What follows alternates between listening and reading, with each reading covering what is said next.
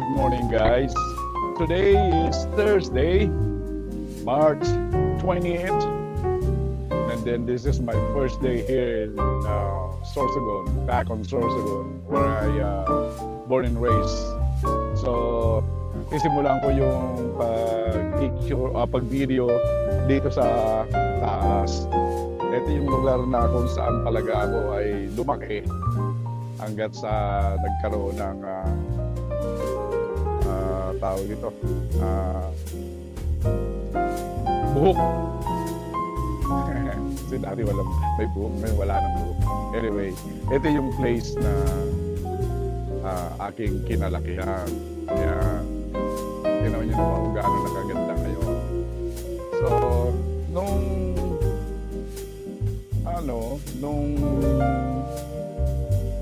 wala na kami dito, actually yung bahay namin dito, ano na rin, wala na, giniba na. Tapos yung mga yan, wala yan lahat. May kapitbahay kami dyan dati, lumang bahay. Tapos yung mga yan, wala, hindi ganyan mga bahay dito. Parang lang, yung kubo-kubo type lang nung araw mga bahay. Ngayon puro na rin, konkreto. So itong area namin na to, actually, yung pamangkin ko ang nag-develop dito kasi nung mag-move siya dito, nung nag-asawa, nag-decide na siya na lang ang nag-stay dito. So, nagtayo siya dito ng kubo-kubo, may maliit na tindahan. Kasi marunong din siya sa buhay-buhay, abilidad siya na pagdating sa mga negosyo. So doon siya nag-umpisa, maliit na kubo-kubo dyan sa harap, may tindahan na maliit.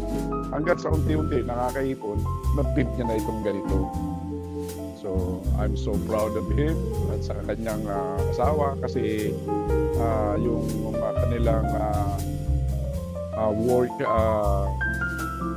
workaholic sinasabi ay talagang nagbunga din. Lahat ng pinaghihirapan nila, ito ang nangyari. Nakakatuwa din kasi akalain mo magawa nila yung ganito sa pamamagitan lang ng kanilang sipag talaga at syaga. So ito yung first time kong magpunta dito sa itong taas na to. Kasi nung nandito ako ng 2023, wala pa to, hindi pa to nalagyan itong taas na to. Yan lang yung garage. Tapos na-i-extend dyan ng konti. But ito, wala pa yan dati ng 2022. So, like I said, yung inuunti-unti. Yun. Tapos ito naman, itong bahay dito, ito yung tinayo din to ng aking pinsan, si Manay Hari. Nung nag-umpisa siya na magpamilya, ang ginawa ng airpot ko ay sinabihan siya na, sige, diyan ka muna, total may pamilya ka na, maglagay ka dyan ng kubo-kubo mo, and then he started bahay kubo dito. And then later on, lumalaki yung pamilya niya. Siyempre, dumadami ang naging anak. So unti-unti niya rin na-build yung bahay-bahay na yan. Hanggat sa nag-decide na nga na bumalik na dito yung pamangkin ko. So kailangan na itong i-redevelop itong area na to. So ayun, kaya ngayon nandun na sila sa likod. Doon sila nakabili ngayon ng mga bahay. Nung bata pa ako, ang bahay dito, one row lang talaga sa tabi ng kalsada. Wala yan kasi may sapa dyan sa area na yan. Tapos dyan, wala na, open open field na yan. Tapos ilog, pag kami nag-ilog yun, open na naman ulit. Nandun na yung mga bukid, palayan. Kasi nandun doon ng palayan ng papa ko nung araw. Hanggang ngayon, nandun pa rin. So ngayon, pumunta ako dyan nung 2022. Diyos ko po, parang village. Oo. Ito kung makikita nyo itong daan na to, kasama yan sa lote namin eh. So dahil nga halos kamag-anak ang naunang nagtira dyan, wala kaming magawa kundi magbigay sa kanila ng daan. So, itong kapirasong daan na 'to dito, ito na yung inawa sa lupa namin tapos i-donate na namin 'yan sa city para yung mga taga nandiyan sa likod sila may madadaanan sila. 'Yan ang story niyan. Anyway, tara dadalhin ko na kayo sa ibaba. Hmm. Ang ganda na dito, oh. My God. Ganda ng pagka-ano ng pamangkin ko dito, pagka-build niya ng ano.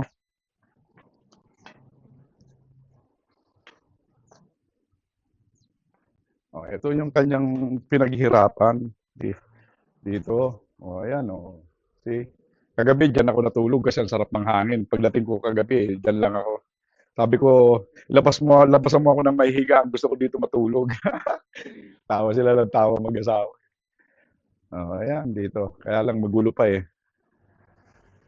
Ayun, no. Ayun naman yung tinda-tindahan ni Milene doon. Tsaka yung kanyang tawag niyan, yung kanyang, yung unang ano ni Christian, yung kanyang water station. Ayan.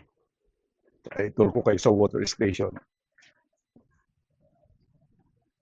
Oh, yan, nandito na si Manay, nagtatrabaho na sa water station. Oh, yan. Ito yung maliit na water station ni Christian. At saka yan si Manay Lisa. Manay, ano yan yung nanay ni Joel at saka ni Christian. Talagang hands-on din si Manay dito kay Christian sa pagtulong. Ayan, tapos yung tindahan ni Milin, dito, kaso tulog pa yung mag-asawa. Labas na tayo. Yan, nag-umpisa lang sila dito sa Kubo-Kubo. Pag move nila galing Manila, nagtatrabaho dati sila sa Manila. Kaya yan, unti-unti nakapag-build si Christian, ano ng yelo. So ngayon marami na siyang ice machine. So kailangan niya ng maraming freezer na pag-i-stockan ng yelo. Pinakamagandang yelo dito sa buong Sorsogon ang kanyang ano nagawa. Ito ang isa sa aking pamangkin na ayan, ang maganda kong pamangkin. Ano yan? Gusto pamangkin?